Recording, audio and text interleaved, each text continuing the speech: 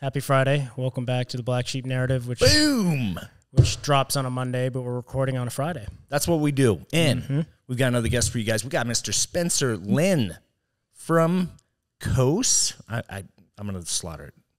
It's all good, dude. It's cost. See? Cost, letters. Cost minus the T. Cost minus the T, no worries. All right. But, dude, we're excited to have Spencer on the podcast. So I've known Spencer for quite some time. Amazing human being. Athlete, you played college football, right? Linebacker? Yeah, I was a linebacker. Believe it or not, I used to weigh about 230 pounds, so significantly different than I am now. Yep, and then you transitioned from that just into basically extreme challenges, right? Like endurance sports. Yeah, military in there along the way, and I think that helped that transition from being a strength power athlete to an endurance athlete. Just all the running and rucking in the military just kind of skewed that way, and I kind of fell in love with challenging myself in that aspect too. Yeah, and you came out and did the Ruck 100 with us, the initial Ruck 100, which we're going to get back to. We're going to figure out a way to make an annual Ruck.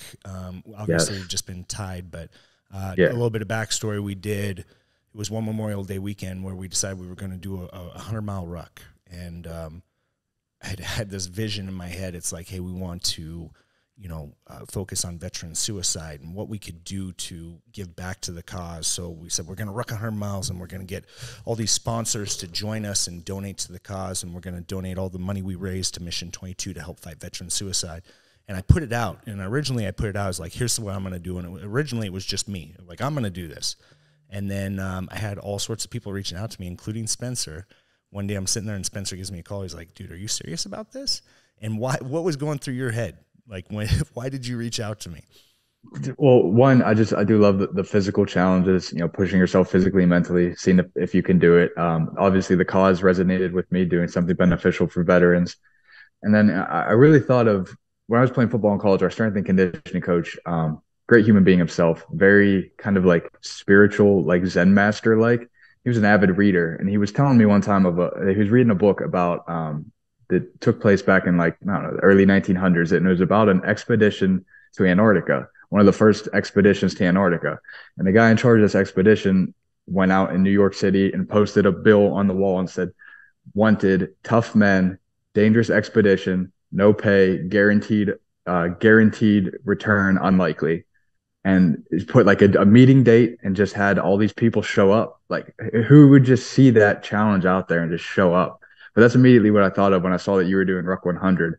And I kind of like, well, if I would have saw that bill back in the day, I think I would have showed up to see what it was all about and maybe gone on an expedition to Antarctica. So it's kind of the same thing, but that's what was going through my head when I initially saw that you were doing that. Yeah. And kudos to him, because Spencer, just to put things in perspective, we're here in Boise, Idaho, and you're in Pittsburgh, or Pennsylvania, correct? Pittsburgh, yeah. Pittsburgh. And you're still there? Yep. Okay. And he flew out. He flew out to take on this challenge and do it with us. And it turned out to be an amazing event. There were three of us. Awesome. We raised $8,000 for Mission 22 to help fight veteran suicide. So what it initially started off as just this like, hey, I just want to do this challenge and want to do it for vets. And it turned into something where we raised a bunch of money. And it was cool. Yep. Yeah, it was awesome. The event was awesome. The community that you've put together out there in Boise with UXO supplements was awesome to see. Everybody was super welcoming. Really made me feel at home. Just great hospitality out there. I mean, even Jen and Mike, Carly doing some of the ruck with us, Shad doing some of the ruck with us, like just all great people that have kind of come together through what you've established with UXO supplements out there in Boise. So it was great to meet all of them. And even to this day, I still follow Jen on Instagram, posting pictures of all the houses she's selling and everything, and Shad doing all the electrical work in the house. Yeah, it's still a really tight knit community that you built out there, and it's really cool. Yeah. Yeah, and it was awesome to have you out because you are a genuine, amazing human being, And I mean, the event itself was fun too because it sucked. It was some suck for sure. Yeah, I was telling Nick about what I thought was crazy because, I tapped out I tapped out around mile. It was almost 80, right? Mile. Yeah, it was like but 3/4 of the way through. Yeah, my feet were just destroyed. dude, your feet were wrecked. Your toenails. Still that video of like your toenails just completely destroyed. Yeah, ripping blisters off and blood's just pouring out. Yeah. But then Spencer finishes it, and we look at his feet. His feet are gnarly. And I was like, Jesus Christ, and black and he's like, most of it looked that way before I even started. I was like, because you're running all the time, right? Yeah. I think, I have been running. I've done 3 ultra marathons now, 3 regular marathons. I've done a bunch of triathlons, to include 1 full Ironman distance triathlon. But the most recent thing I did was a 100-mile ultra marathon back in mid-March. I did that out here in Pittsburgh. So that was nuts. That was definitely very difficult too. How do you even train for that? Like, what does a daily training regimen look like for so I would leading up for about 6 months prior to that is when I really started focusing my training on that. I would still lift weights 3 days a week just to try to keep as much muscle as possible, helps with injury prevention, and even just, the capacity to go that long of a time running. You need strength as a base layer for all of that. So I still lifted weights 3 days a week. Then I would run the other 4 days. And my weekly mileage was up maybe somewhere around, probably average around 60 to 80 miles per week. And then bumped that up like right around 100 miles a week, a couple weeks out from the actual race, and then taper down the same way you would train for, I don't know, anything really, a football season, a powerlifting meet, is just ramp up and then taper down. So you've been doing it for a while, so you can. Because that's the one thing, like when we went into the ruck, like we just used the Ranger Best competition to train for, because there's no real training manual out there for. And then looking back on it in hindsight, it's like, okay, well, the Ranger Best competition only really sets you up to ruck 60 miles, and we were going 100. But dude, your ultra marathon that you just completed, right? Yeah. How long did it take you? It took me 29 hours and 22 minutes and some change. So it was a 100-miler, and it was trail running too. I mean, I think like of the 100 miles, maybe 10 of it might have actually been on a road. So the rest of it was like on a single track trail through the woods, up and down terrain, pretty rough terrain. And so 46 people started the race. 17 of us finished. I finished 5th out of the 17 that finished. It dropped down to here in Pittsburgh in March. It could be anywhere from 65 and sunny to 10 degrees and snowing. And unfortunately, that night it dropped down to 17 degrees with snow flurries overnight. Oh my God. Running through the woods at night with a little dim headlamp. My water bottle on my pouch froze solid. My shoelaces froze solid. So the vast majority of the people that dropped out of the race dropped out over that night. It was a rough night.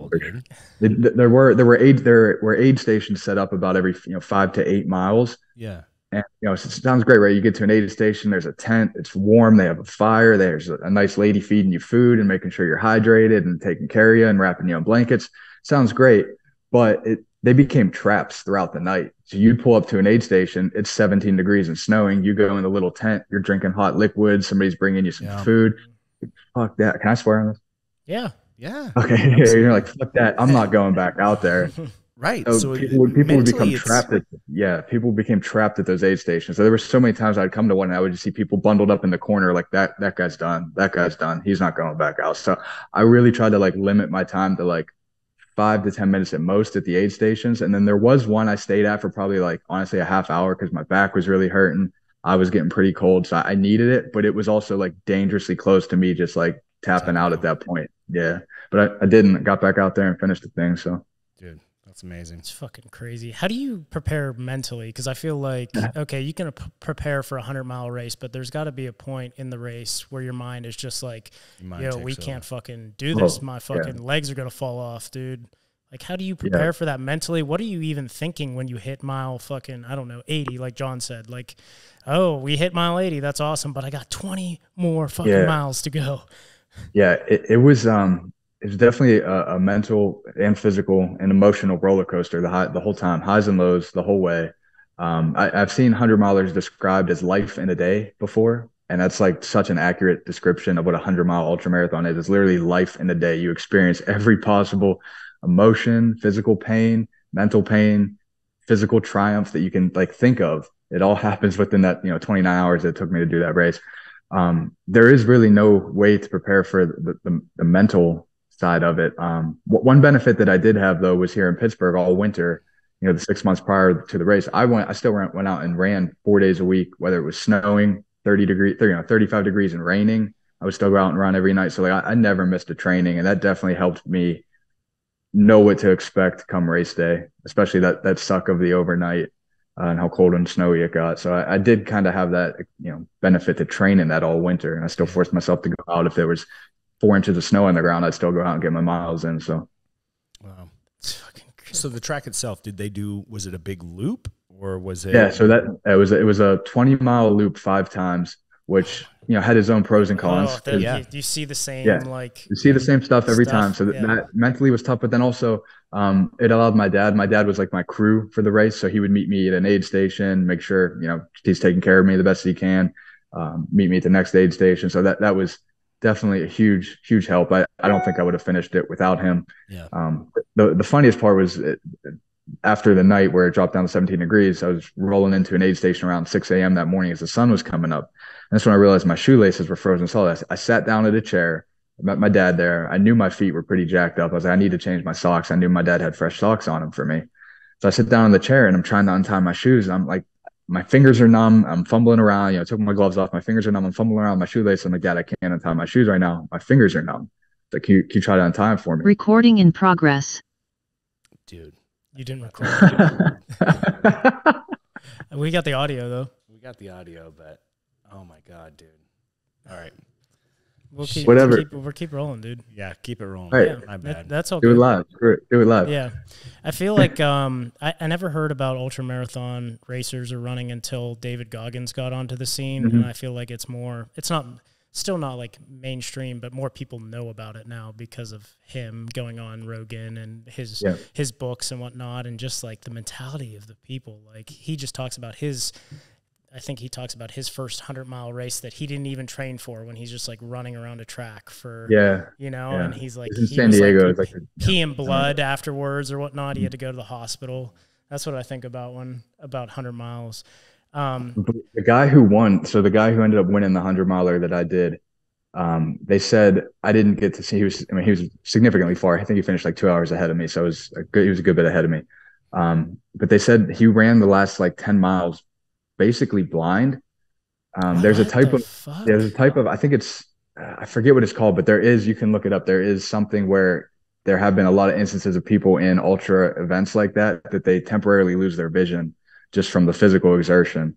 And so they said he ran like the last, I don't know, 10 miles or so, he could barely see. So how are you feeling like by, I don't know, you have 5 miles left? Like, what are you feeling in your body, or like mentally? At that point, the last 5 miles, it's like, I'm just ready to be done. Like, and you're so close, you're going to finish at that point too. So it almost becomes like annoying where, maybe up to mile 90, there's always like that what if, like, oh, I might not finish. This is still kind of fun and engaging to see if I'm going to be able to finish it or not. And then you get within the last 3 to 5 miles, you're just annoyed. I remember just thinking like, I remember just being like angry at the situation. Like, why did I put myself in this?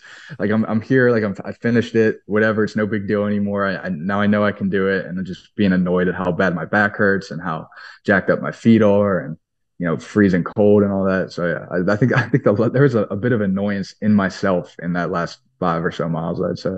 And I'm sure you get in a rhythm of running, like you get the runner's high, but I'm sure that can only take you so far until your mind starts kicking in like, oh shit, what are we doing? Like, are we, we're going to die. Like, yeah, there's for sure, like I said, that roller coaster ride. I think the best feeling to be in when you're running like that is you get in like that Zen feeling where if you can just like turn your brain off and just let go, not really think about anything in particular, just kind of let your mind wander. Like, that's the best place to be for as long as a period as you can maintain that. Now, obviously, I might be able to maintain that for like an hour or two at a time. And then my back's starting to spasm up. So now I'm thinking about that for the next 30 minutes, or, I got a blister on my right toe and now I'm thinking about that for the next 20 minutes. But when you can get back into that Zen state and just kind of turn your brain off, I mean, at that point, I know I physically have it in me to run forever. At that point, it's just mentally staying in that state is the challenge. Yeah, I'm sure it's easier said than done, right? To stay in that zone. Yeah, especially like you said, when you're 80 miles in and you roll your ankle on a rock, and now you're thinking, great, I'm gonna think about my throbbing ankle for the next 5 miles. Mm-hmm. Yeah. So did you grow up in Pittsburgh? Yeah, lived in Pittsburgh, suburbs of Pittsburgh my whole life, about 30 minutes south of the city. Where'd you go to high school?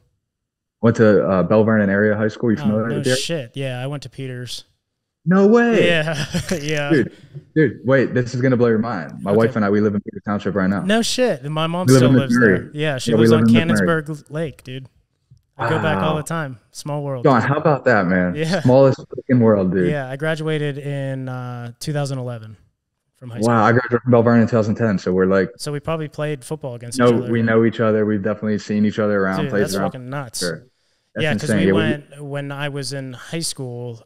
Peters, when I got up to varsity ball in 2010, 2011, we switched because that's when the Whippeal or Western PA went to Quad A. So Peters was on the cusp. We were one male above the cusp. So we went from AAA to Quad A and started playing. Bell Vernon is AAA still. Yeah, AAA that time too. Man, that is freaking nice. You know Patrick Walker? Yep. I do know Pat Walker. Yeah, he played. He was 1 year ahead of me. His dad was a football coach, so he coached back in the day. Yeah, he played at Edinburgh. I played at Cal. We had worked out at Powertrain out at South Point Fieldhouse a couple times together. Yeah. Dude, fucking craziness. Mel Vernon, dude. Yeah, this world, man. My wife and I, if you're familiar with the area, we live right up the street from Elm Grove Park on Thompson Road. Yep. Wow, man, that's crazy. Yeah, I grew up where the Bob Evans is in Peters, like right across the street from that, behind the church, right there. Okay, so you're like right on the border of Peters, Can and Mac. Yeah, almost. Yeah, okay. Yep. Wow, man. So that's crazy. Jon, did you know that already? You're sitting there like, Jon. No, did you know this I told already? Nick beforehand. I was like, hey, he's from Pennsylvania. It's like, you guys, I didn't realize you were that close. I didn't realize you lived in Peters. Yeah, That's funny. Grew up literally 30 minutes from each other. Yeah. And I lived where he went to high school now. That's nice. The safest suburb in the world, I think. It's a great area. We love it here. We really love it. Yeah. I'm sure if you look at the newspaper, you'll probably see Nick in there a couple times. Absolutely. He was an amazing pickleball player. Yeah, that's huge now. Yeah, there's big money in that now. I hear. Yeah, there is. So you went to Bell Vernon, and then you got recruited to play ball at Cal U. Yep. At middle linebacker. Yeah, I was a middle linebacker. I used to be 230 pounds, and I'm like every bit of like 170 on a good day now. So now Cal U is that Division II or III? Yep, Division II. Yeah, Division II. So like my buddies, a couple of my people that I played football with went to Fordham in New York, and that was a D1, like one down. It's called FCS. Yeah, football. Exactly. So they played there, and then my other buddy went to West Virginia Wesleyan, which was D3. Okay, they're D2. No, they're D2. D2. Okay. So talking to him about going to a D2 school, it was like they expect us to be D1, but we're still D2. So it's like they expect you to put in the work for football and do academics, but it's just a D2 school. How was how was playing at Cal U? That's a great perspective, because he really summed it up well. You do have the kind of the expectations of a Division I football player in your time and the time requirement of you with football. But at the Division II level, not everybody's on a full scholarship. I would say most people aren't on a full scholarship. So, some guys have like a part-time job in addition to going to school and playing football. Or something. That makes it rough. You might take out big loans in addition to going to school and playing football. So like you still have those, those time requirement commitments of Division I football player, but not quite all of the resources. Now, fortunately, Cal is consistently been one of the better Division II programs in the country. I mean, there were a dozen guys that I played with at Cal that did go on to play in the NFL in some capacity. 2 of them still play in the NFL. We got a guy with the Dallas Cowboys and a guy with the Atlanta Falcons that I played with in college, which is very rare for a Division II school. Mm-hmm. We kind of, if you're familiar with it, we kind of made a living off of poaching guys from Division I school at the time before the transfer portal existed, and guys could just bounce all around. Back then, if you got in trouble or you got kicked out of a Division I school for your grades or for failing a drug test, or you just weren't getting the playing time you thought you would, you could only transfer down a division without having to sit out a year. So we would make a living off of just poaching guys from Pitt and Penn State and Michigan, and all these big time Division I schools would come and play for us. So they're Division I, literally Division I football players, but playing Division II football. So we did pretty well back then. yeah, it was a great experience. Loved playing football in college. Who's the biggest guy you put a hit on? The biggest guy, yeah, I mean, biggest name guy. Routinely, there would be offensive linemen that were like, 6'6", 300 pounds. Our center at Cal, who went on to play in the NFL for 7 years, he got drafted by the Chiefs, played with the Browns for a little bit. It's a guy named Eric Cush from Chartiers Valley High School. Mm-hmm. We would go at it every day in practice because he was a center. I was a middle linebacker. We were, he was always trying to block me. I was always trying to get around him. Yeah. I mean, he kicked ass every day, but it definitely made me better. So yeah, didn't I read like a news article? Didn't you play against like Travis Kelce, or was he just in he grew up in the same area as you? No. Travis Kelce was, so coming out of high school, I was a 2-star recruit by Rivals.com. And so was Travis Kelce, was also a 2-star recruit by Rivals.com. Oh, no shit. My joke was somebody at Rivals.com really screwed that one up because Travis Kelce's possibly the best tight end to ever play the game. Oh, okay. I'm sitting here working as a Northeastern regional manager for a supplement company. So like they definitely missed the ball on evaluating high school prospects. And Travis Kelce's story going into college is crazy too. Like, because he went to the University of Cincinnati, and the only reason he got on is because his brother played for the University of Cincinnati. Yeah. He almost got kicked off of the team. Oh, really? He went there as a quarterback too. He went there as a quarterback, if I'm not mistaken. Mm-hmm.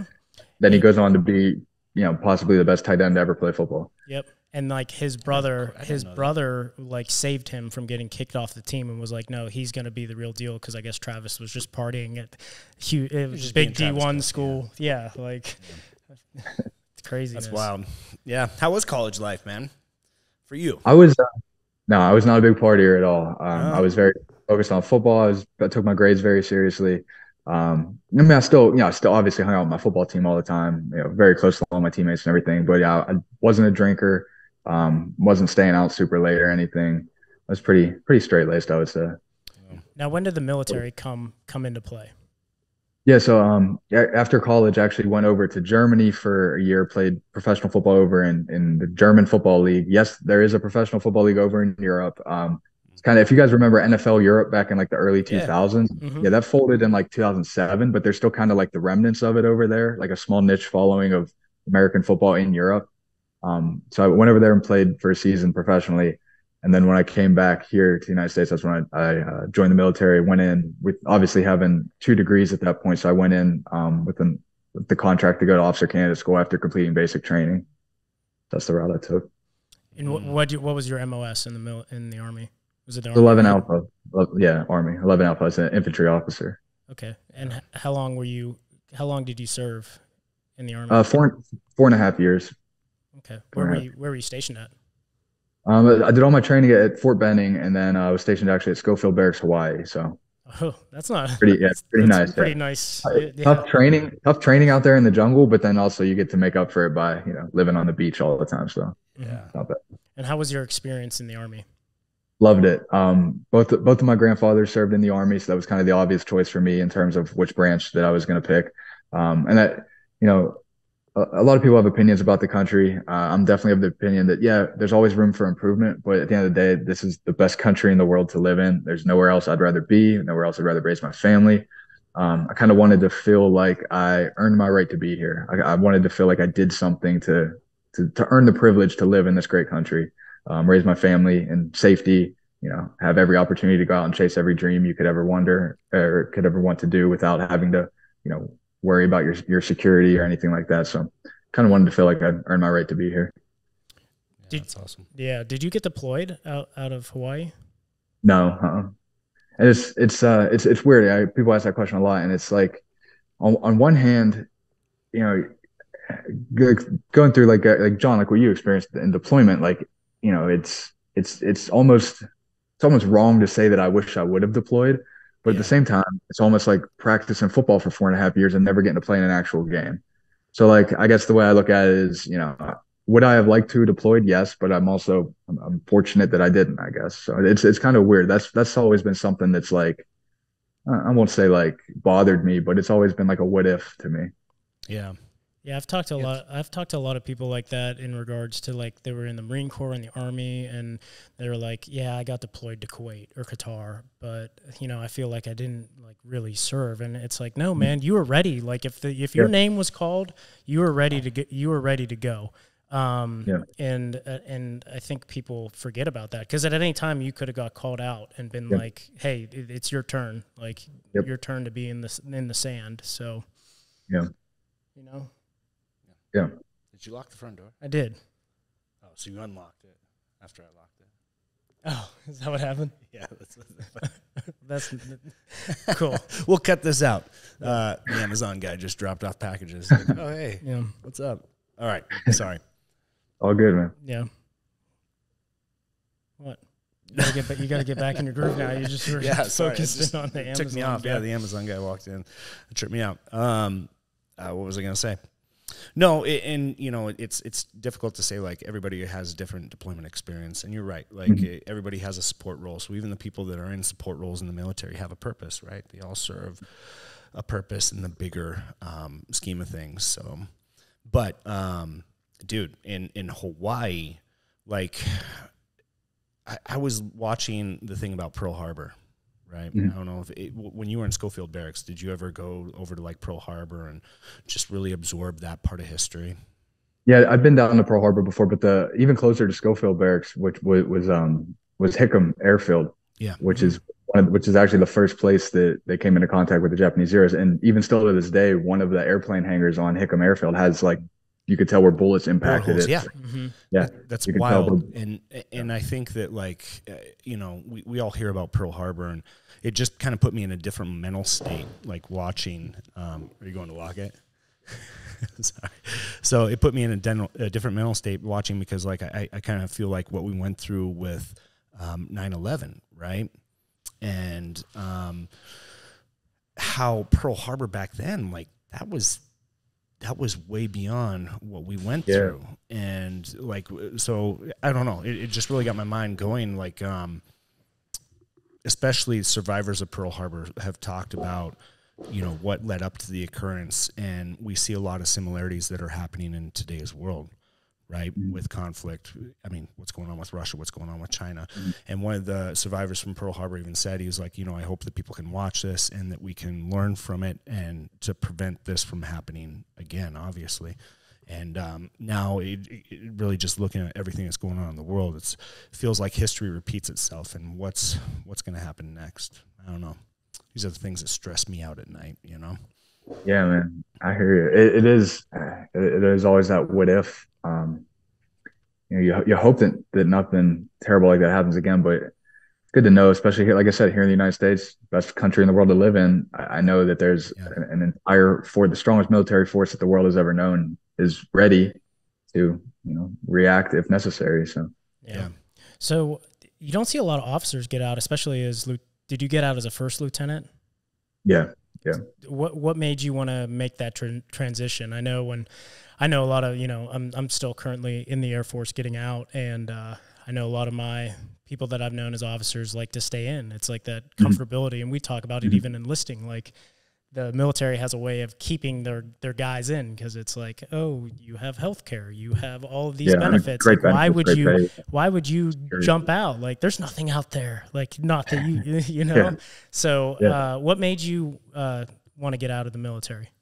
Yeah, a couple factors. I would say, well, the first one, the biggest one, is definitely is my wife, my now wife at the time, girlfriend. She's from North Hills. We met at Cal, so wanted to come back home and kind of plan our roots somewhere, and get our life together started. She never gave me the ultimatum either. We had plenty of very serious, in-depth conversations about where we see our futures together, and then obviously ended up working out. We ended up getting married.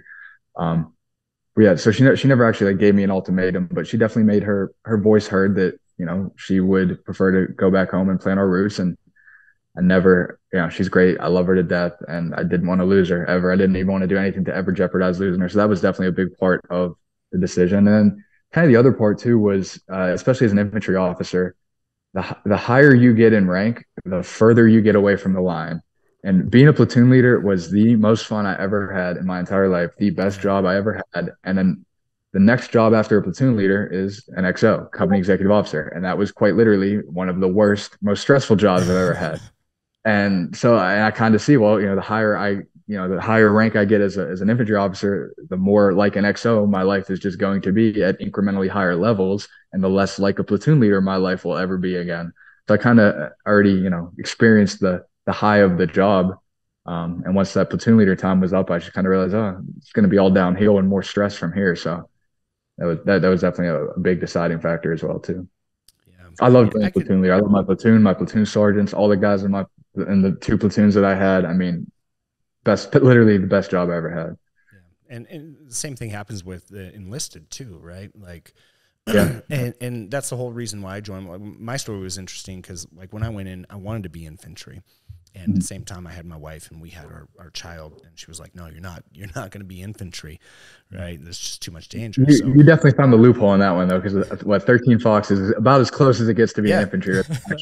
And we ended up doing infantry stuff, which was, I was like, perfect. Like, I got to do. Yeah, you found the loophole. You found the loophole in that one. But now, as time progresses, and that's all I wanted to do. And you're right. Like, if they would have stuck me in an office, or if they would have been like, "Hey, you're going to be military intelligence," I would be like, "No, like, I can't sit in front of a computer. I can't do this." But now all my buddies, if I'm gonna sit behind a desk, sit behind a computer, I could do that and live at home in Pittsburgh. Like, I don't need to be that was my whole rationale for it. So yeah, and now all my buddies who were deployed with me, and they all came down orders for like recruiting duty, and they all hate their lives, like being recruiters, and that would be tough. I definitely wouldn't like that.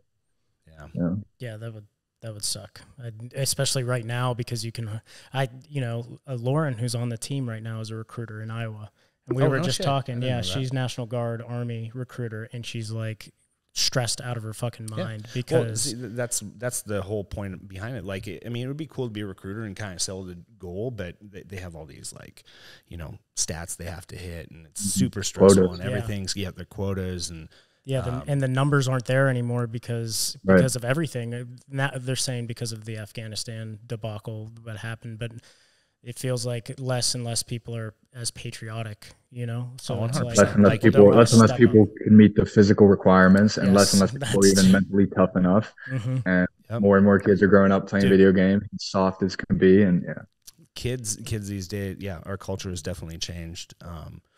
And I will, going back to 9/11, like we talked about Pearl Harbor, we talked about 9/11, right? And as horrible as this sounds, but you look at those instances, and us as a country immediately following, we were the most patriotic ever, right? It brought us together as a country. And I'm not saying that I hope something happens, right? But right now as a country, we're divided. We're the most divided since 9/11 right now. Yeah. Can't find a middle ground at all. But I think something you said, because I voiced my frustrations about it, and you even brought up, like, hey, these kids will learn by fire, though. Like, if we do get put into a conflict or a war and they get thrust into it, they'll grow up quick. And and like even you said, Spencer, we're the greatest nation in the world, and when we need to come together, we will. Yeah, sure. I agree with that. Yeah, and it's probably going to come quicker than we want. So hopefully not. Hopefully not. But yeah. So you met Jon through supplements, is that right? How did you even fall into that after you were an infantry officer? Was that something that you studied like business in Cal U, or like how did that even come in? It's actually that's a pretty unique story in and of itself. So when I was getting out of the military, when I did make that decision to finally get out of the military, the Army has a program called the CSP, the Career Skills Program, where you can apply to do a civilian internship your last 3 months in service. So I applied to that program. I got selected for it. So at that point, it was really up to me to find an internship. There's an ingredient supplier company called Compound Solutions. I'd always been familiar with them just from, being into health and fitness and supplements and my own personal hobbies. So I'd always been familiar with Compound Solutions. I followed them on Instagram, and one day I was just on Instagram going through stories. Compound Solutions story comes up. And there's a guy named Matt Nickerson in the supplement industry. He is the patent holder for now Self 6, but at the time it was Vaso 6. And he was at Compound Solutions headquarters, and they kind of were doing a little thing where he took over their stories, and he was doing like an Ask Me Anything in their stories.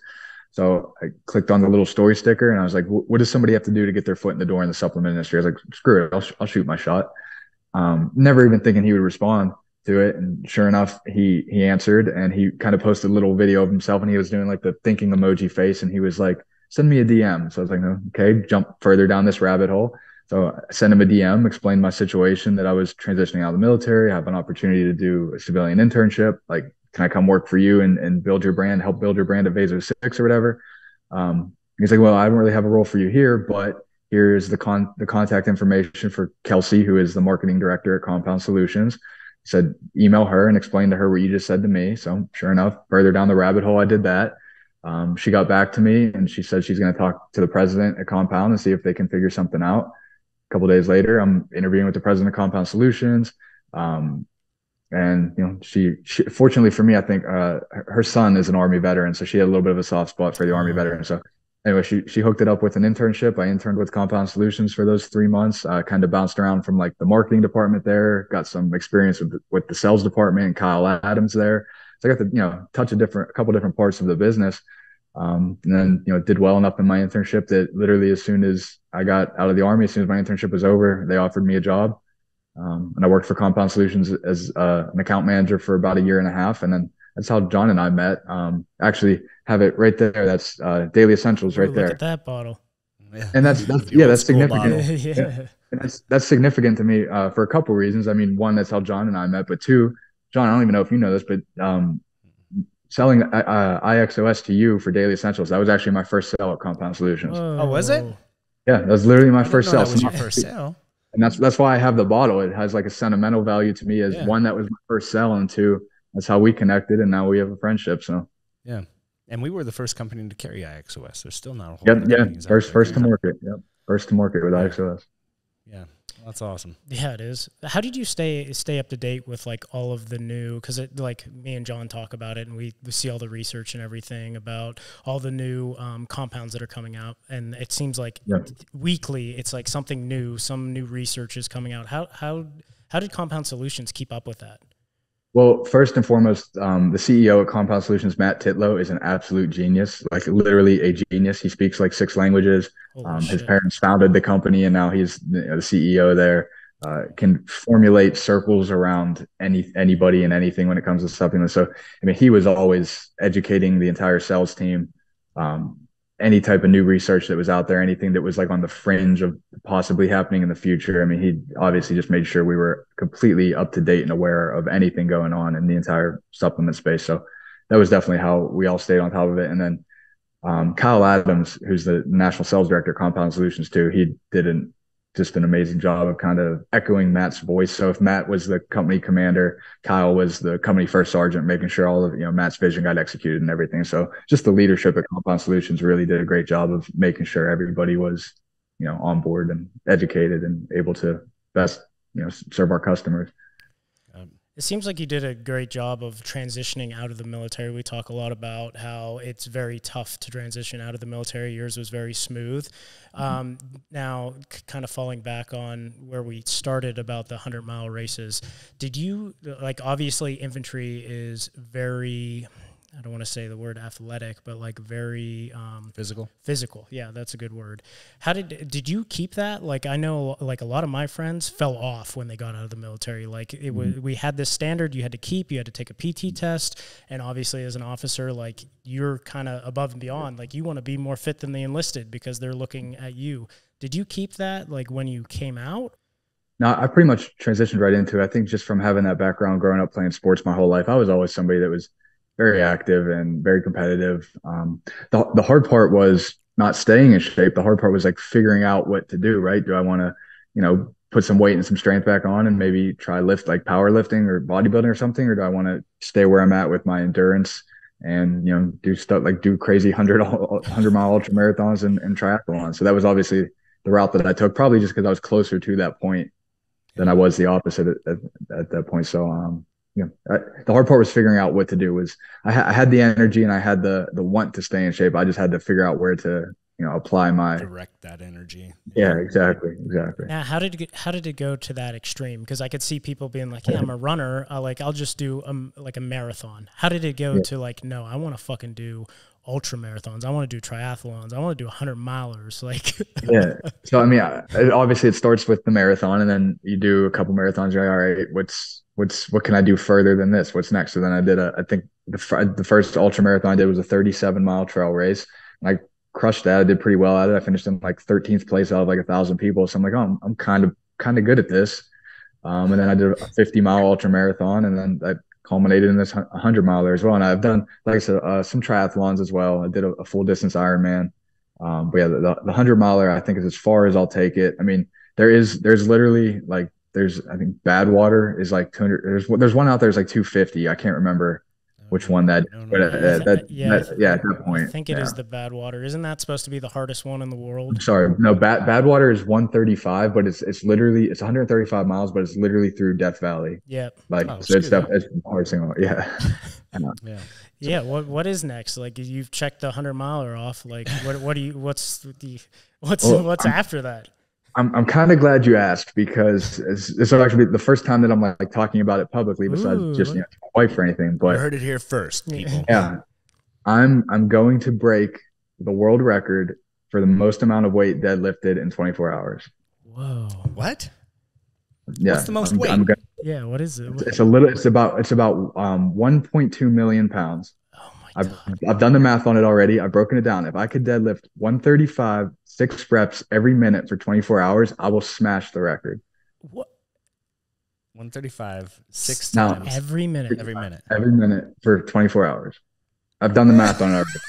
So I've done the math, and I've done the background legwork, where I've actually already applied to Guinness Book of World Records to attempt to break this record. I have to wait like, I don't know, a month or a couple months for them to approve it. Right? They'll approve it. They'll give me like the guidelines that I have to follow. Are you shitting me? I'm dead serious. Yeah, I've already applied for everything. Yeah. Dude, how are you? Obviously, you're training for this now. Yeah. So actually, tomorrow. What does that look like? Tomorrow, I'm going to do my first test run with it. I'm going to deadlift 135, six reps every hour or every minute for an hour, just an hour tomorrow. Do a test run with it, and then I can refine from there if I need to. Right? Like if maybe that's not the right way to go about it. Maybe I do 185 every 2 minutes or whatever. I'll figure out the math, dial it in, and then just go for it. I'll probably do I'll do a 1 hour increment tomorrow, and then I'll probably do like a 4 hour increment whenever I get it a little more dialed in, and then like maybe an 8 hour, and then after an 8 hour, just go for it at that point. You know what I mean? Dude, that is fucking madness. Yeah, it's not right. It is crazy. The record stood for 3 years now. There's a guy from Great Britain has the record right now, so we got to bring it back to the States. So yeah, I've done the math on it. I'm confident mentally that I can do it. Physically, I'm also pretty confident, because like I'm in a really unique spot physically right now, where I obviously have great endurance from being able to run 100 miles, and I'm still decently strong in that my max deadlift right now is like 405, and I'm 170 pounds. So like I'm like kind of right in that really weird range that not many people can get to, where I think I have a shot at it. So you get 6 reps every minute. So if you can knock for them 24 hours. If you can knock them out in 10 seconds per se, you got 50 seconds of recovery time. Yeah, it doesn't sound that bad. Mentally, I think it doesn't sound bad. Like it sounds absolutely fucking insane. I love it. When you compound it and you look at like the length of time, 24 hours. I think but if anybody's going to do it, it's going to be fucking Spencer. All right. I'll tell you that much. How many? I'm pretty confident. I'll put it this way. I'm more nervous about the logistics of it, where like, because I'm going to have to record it to send it into Guinness Book of World Records. Like, what if the battery dies? What if I run out of memory at 15 hours? You need somebody there. Yeah. 6 times 60, right? Because you're doing 60 minutes an hour. So you're doing 300. Never do math in public. That's one of my rules. This is going to be okay. If you don't want me to say it, I won't say it. Oh no, you're good. Okay, so that's 360. Yeah, 360 reps every hour. Yeah. So you'll have to do 8,640 reps of 135 in 24 hours. I fucking love it, dude. How did you even find this, or like this come to your mind? Honestly, I saw a YouTube video. I think I was like, you know how you go down the rabbit holes on YouTube, right? I looked up like Matt Wenning's deadlift tips or something, and then that leads to like a recommended video of the world record for Eddie Hall's world record deadlift, and then that leads to a recommended video of 24-hour world record deadlift. So like it's just you go down a rabbit hole on YouTube, and that's where I ended up. So 8,640 reps. Woo! Let's go. Dude, all you ultra marathon 100 milers, dude. Again, let's go back to David Goggins. I think he had the world record. I don't know if he still holds it for the most pull-ups in 24 hours. Yeah. He had it. I think Cameron Haynes' son broke it. If you know who Cam Yeah. Haynes is, Mm-hmm. the other, yeah. Mm-hmm. So I think, yeah, I'm pretty sure he's the one that broke it and has it now. So yeah, I'm gonna go for the deadlift, 24-hour deadlift world record. Yeah, that's awesome. I'm interested to see like how you're gonna have to like refeed and like what like Yeah, obviously you're gonna have to keep carbs in you and whatnot through 24 I mean, hours. I have a nice little home gym in my basement, so that's where I'll do it. I'm sure my dad will want to come by and support and crew me again for the 24 hours. But yeah. And it just depending on how long it takes Guinness Book of World Records to approve it and then get it back to me and all that stuff. I'm thinking maybe around the end of this year is when it would happen. So. And how does that process go? Like, do they want like a bio on you? Like, I feel like well, yeah, so not there was everyone can just apply, right? It's not right. like I mean, there's Joe Schmo can apply from the street and be like, I'm gonna do this. Yeah, no, there was literally an application. It took me probably a half hour to fill out. I mean, they do want all of like your background information, how, where, when, and why you plan on doing this, who's going to be there with you, and they're actually like pretty specific about like if you apply to personally break a record or if you're trying to do it as like a PR stunt or to gain publicity. So like if Cost wants to sponsor this, I would have to do like a business application. Yeah. Then they charge you money for even the attempt. So I was like, I'll just do it personally. And that way, when I break the record, it's my record. And now I can do whatever I want with it. Yeah. So good for you, man. Good for you. So speaking about supplements, let's kind of go down this rabbit hole. And so you transitioned from Compound Solutions, you moved over to COS, right?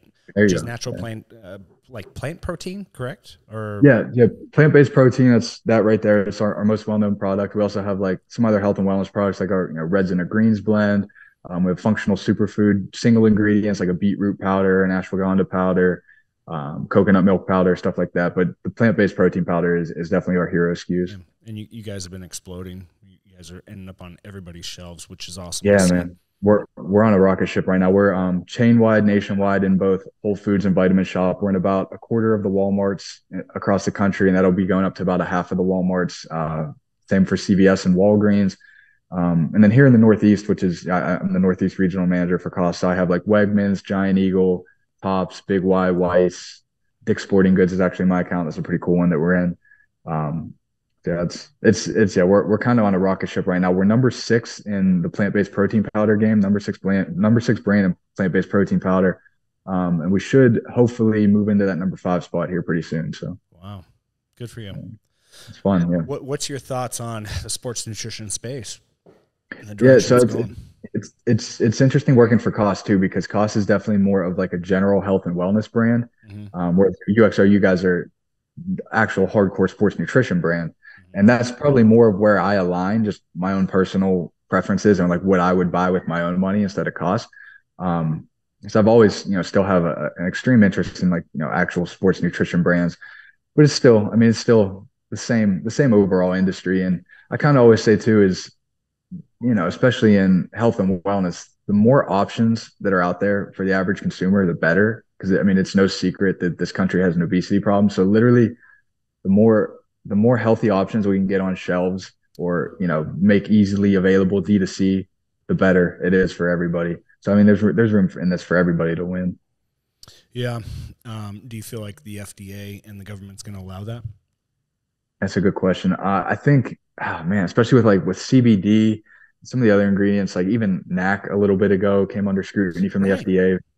Dude. Random stuff and I think my personal opinion is that the FDA doesn't know enough to really be able to effectively govern it. They're just kind of like, oh, that sounds a little bit sketchy or that sounds a little bit weird. And then they overreact instead of like actually doing their due diligence and research and understanding the ingredients and what they do and the fact that they're natural. I think they just kind of overreact because they don't understand it. Yeah, and like NAC, it's funny you bring that up because I take that daily, and there for a while you can buy it on Amazon because the FDA had not banned it, but they were trying to push it towards Schedule 2, and then everybody on Amazon panicked and pulled it, so it was hard to find. Exactly, and you couldn't get your hands on it, and it's like shit. I take this shit daily because it has so many great benefits, and it sucks. And now NMN's going through it, but obviously, I'd recommend like NAD. for people who are looking for NMN, you can switch over to NAD plus or whatever. But I guess the thing that scares me, and that's why I want to kind of talk to you about it, because you're in the space as well. Like bills like S.4090 that are rolling around there scares the shit out of me. And looking at it from the scope of sports nutrition and all these people that are coming out with DMAA products still, even though the ingredient's been banned, and you still find these bathtub, I call them bathtub pre-workouts because they're obviously not being made in an FDA registered facility.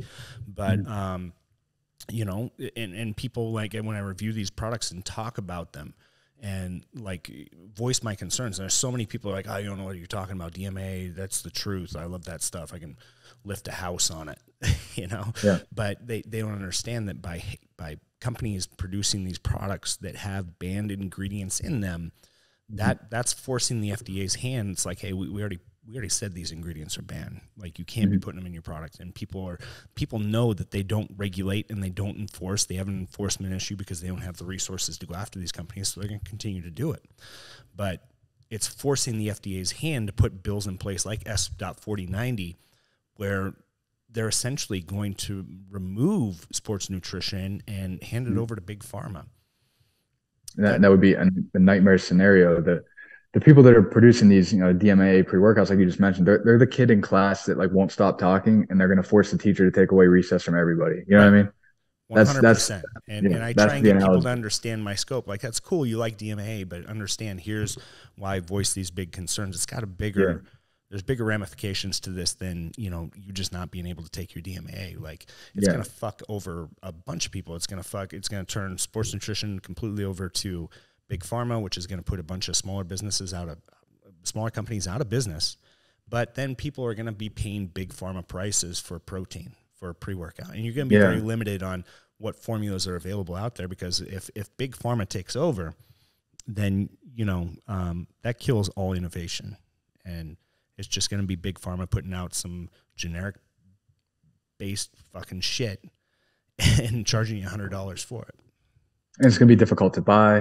You know, that's the last thing that we need to do is this exact opposite of what I just talked about, was that I want to see as many healthy options as possible on retail shelves to make it easy for consumers to buy and make healthy options. Taking it and locking it up behind the counter and making it pharma only is the exact opposite of that. So to your point, it's these fly-by-night companies that are producing products with ingredients that have no business being in, you know, supplements. They're doing way more damage than they probably even realize. So that's why, like, you know, you with your content calling them out is very valuable. And you have, I've mentioned it before, you have a very tactful way of doing it too, where you get your point across, calling out the bad actors and the, you know, even junk formulas, while also, you know, spotlighting brands that are doing innovative things and doing things the right way. And then you also have a very subtle way of appropriately plugging your own products, which is important for anybody in sales or anybody that owns a company to do as well. So you walk that fine line like so perfectly. Well, I appreciate it. But has Coast brought that up? Have they talked about that, like the future, like what their feelings are on it, how they would circumnavigate it? One thing we do, we work with, so we work with a law firm that kind of vets all of our label claims and everything to make sure that we're compliant with everything that we do. We haven't really looked at anything in the bigger market. We just kind of want to make sure that we're buttoned up internally, kind of that whole, like, you know, clean your room before you worry about the rest of the house mentality. But there's a guy, you might be familiar with him, Daniel Fabricant. Have you ever heard of him? No. So he's the CEO of the Natural Products Association, and he also has his doctorate. He really, you should look him up on LinkedIn if you get a chance. He really works hard to fight these bills that is coming out from, you know, the FDA and everything. And really? He's really, I'll send you his contact info on LinkedIn after this. But yeah, he's doing like some real grassroots work on fighting back against the FDA, trying to spread the word that what they're doing is a bit of an overreaction, and also trying to educate them as well too. So he's got a real big following on LinkedIn, and he's doing some great work. Yeah, that'd be great. Yeah. So to fall back on, because I'm interested as well. Going back, I'm real interested in the ultra marathons and 100-milers. Yeah. It's just like he's gonna do one. He's gonna do one. No, I can't. Never. How do you recover from something like that? Like your recovery has to be pretty good. Like in regards to, do you eat well? Like do you get massages? Like what does your recovery look like? I think part of it is, I've been doing this and living this way for so long that I'm kind of just like almost used to it now, where I really don't get too banged up. I really don't get too sore from lifting or running anymore. Not to say that like I'm some superhuman or anything. I just think like my internal recovery, it just like all right, this is a daily thing. Like just it's so used to me doing all this stuff. I do recover pretty well. I eat incredibly healthy. I stretch every day. I do foam rolling when I need to, but I think more so is that I'm just used to it at this point. Now I was pretty banged up after that race, no doubt. I mean, it was weird stuff though. I wasn't like, my muscles weren't sore. My joints weren't really sore, save for like my left hamstring got messed up at some point. So like my left hamstring was bruised from like the back of my knee almost all the way up to my butt cheek. But other than that left hamstring, nothing was wrong with my muscles or joints at all. What was weird was I had a lot of trouble sleeping for like the next week after the race. And then I also had very, very little appetite too. Like I thought I was going to finish that thing and be like starving. But it really took probably 4 or 5 days for my appetite to kind of return to normal. And I was having like a hard time, eating a lot of food. My stomach was getting upset. So it was just weird things. I think it was like your central nervous system, huh? Yeah, I think it was. My CNS was just like, what the F just happened? Yeah. Like, let's return to baseline before we. Yeah, but that's a good point though. Like, what your mobility? What was your mobility like?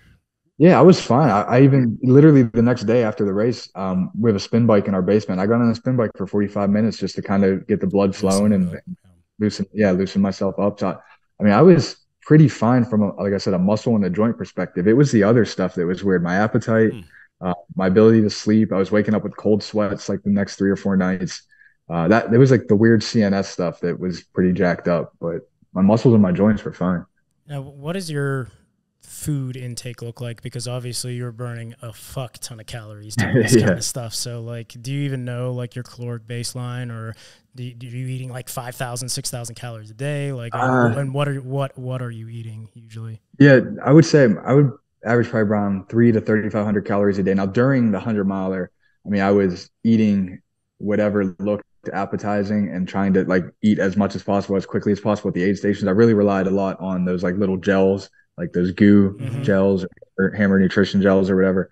Because then at that point too, especially overnight and the next morning, there was like a banana there, but it was frozen solid, and an orange. I remember bitten into an orange and it was like frozen solid. So I'm like, the energy gels, like the goo gels, they were nice when they were cold like that. They weren't frozen, but they were cold. So those were hitting pretty good. But just in my day to day, I mean, I do eat a very, very healthy diet. A lot of, it's funny. I work for a company that's plant-based protein powder, but I'm not plant-based at all myself. I eat plenty of meat, whey protein. Yeah. So my go-to meal is I eat a lot of oatmeal, obviously a lot of, protein powder, chicken, rice, a lot of I make like just big salads with like every vegetable you can imagine, and chicken and, tuna on top of it. So yeah, I mean, really a lot of clean eating, and I would say anywhere from 3,000 to 3,500 calories a day. Yeah, that's a lot. Yeah, not as much as I thought. I thought you would be like hounding food. I'm thinking like Michael Phelps type diet. Well, I would imagine. Yeah, I didn't keep track of it, but I would imagine during that 29 hours of the race, I had to have had close to 10,000 calories, like just on the go. Oh, I'm like sure. Just crushing those goos and peanut butter sandwiches and handfuls of like pretzels and whatever else they had at the aid station. Obviously, a lot of liquid carbohydrates and things like that. Yeah, I wonder how many calories you're burning during the 100-miler. Yeah, I have no idea. Did you end up losing weight? Like when you got? I was 158 the next day. So I was down about 12 pounds, and that was after. That was after eating and drinking too, like that night after, or that day after I finished too. So I was like 158 the next day. Yeah, that's wild. It's fucking crazy. Damn. Well, I'm excited for you, man. Deadlift fucking world champion. Yeah. World late record, 2023. Huh? I'm thinking sometime in probably Q4 23. So yeah. Dude. Man, what's the wife think? She's supportive. I mean, to her credit, she might not understand why I do the things that I do, but she supports them all. God damn it, Spencer! Here we go again. Yeah. And she's pregnant right now too. She's 6 months. Baby's due in September. So congratulations. Thank you. Part of me wants to try to go for that world record before he's here, just logistically. But then another part of me thinks it'd be pretty cool too if, like, I do it while he's alive and take a picture with him afterwards. I'm like, hey, your dad just broke a world record. Yeah, it'd be pretty cool. I don't know. Either way, no excuses. We're gonna go for it. Just put that. Yeah, on I'm gonna set the example. I haven't slept for 4 weeks, but we're doing this deadlift world record. Yeah. I love it, dude. Yeah. John, any comments? No. You still have the Ruck 100 flag? I do. It's in the gym in the basement. Is I'll send it? you a picture. Good. But yep. That's it's in the awesome, gym. dude. It's on the wall in the gym in the basement. It's actually right above the deadlift platform I have down there. So it'll be in the background for the world record. There we go. Oh, shit. Yeah. Awesome. Yeah. It brought back a lot of memories. You shared at Memorial Day, the look back on the Ruck 100. I was like, man, that was, even though that was a great weekend. It's like amazing fucking weekend with you guys. So. Dude, it was. And it was, I mean, I honestly, I loved coming out to Boise. It was the first time I'd ever been to Boise. Beautiful, man. Absolutely beautiful city. It's so cool how the nature there is kind of just like perfectly interwoven with the city. Like Spencer, he looks over at one point and he was like, man, what do you call those mountains over there? It's like, those are hills. Yeah. The foothills. Yeah, that was my first thought when I drove into Boise. Being from Pittsburgh, I was like, wait, this is Boise? Like, there's no skyscrapers. Like, what the fuck? This ain't a city. It's a town. Yeah. No, but the green belt we were on, like, just scenery the whole way. Yeah, I love Boise, man. Yeah. We were trying to we were trying to do the 100-mile ruck. Was it 2 years ago now that we were trying to make it big, but like this, it was during COVID. Yeah, it was a pain in the ass. Yeah, we did that like right before. We did it right before, and we wanted to do the 100-miler, but we wanted to switch it to just the Ruck 22 and have people go 22 kilometers, which was essentially 13 miles. But we wanted to do it where that way to raise more money. We'd have people pay a $22 fee and go 22 miles, or 22 kilometers. And the city, we ran into all sorts of issues with the city and the green belt and what they would allow, and everybody had to have their COVID tests, and it's like, oh man. Yeah. Well, so that seems to be behind us at this point. So yeah, Ruck 102, I'm in, man. Yeah, we'll do it again, bigger and better, and we want to open it up to the public. I just remember how many people wanted to do it with us, and even leading into the event, like, how do I join you? And even if like make it more achievable, 22 kilometers, still make it a stretch, but that way we can have people join them. Be awesome. Yeah, for sure. And maybe we got to do one out in Pittsburgh. You can get a little homecoming. We bring John out to Pittsburgh. We'll take him from Annie Brothers. Down on the North Shore. I don't know what that is, but it sounds good. North Shore. That's where that's where the Steelers Stadium is, and is it? PNC Park where the Pirates play. Yeah, it's cool. Yeah, now they have the monorail system that takes you all the way down there, so you can hit it like literally 10 minutes away from where I lived and where Spencer lives. It's like 10 minutes. You take the T, it's called, and the T takes you all the way in. You drink all the way down, so you get fucked up all the way down. Oh, perfect! I love that. Yeah.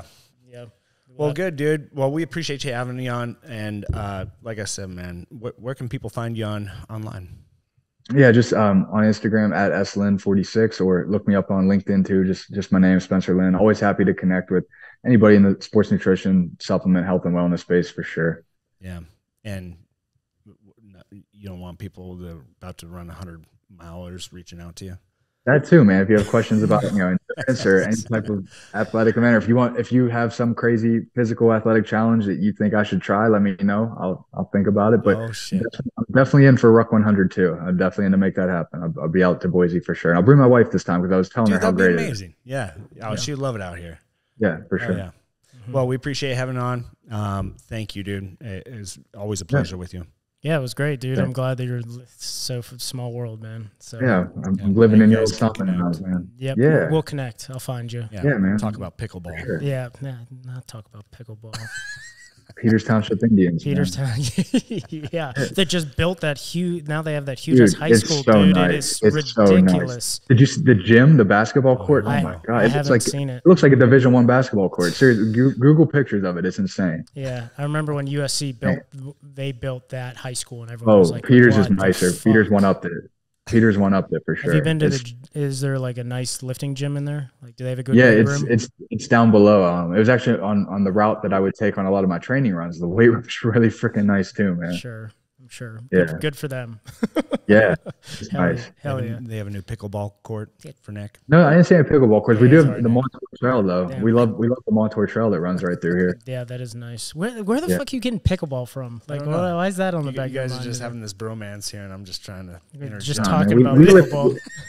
We lift weights and play football out in Pittsburgh. There's no pickleball. Yeah, there ain't. It's all football, baby. Western PA ball. What you know about it? Football and Permanis. It's what we do. That's what we do. And Iron City beer. There you go. All right.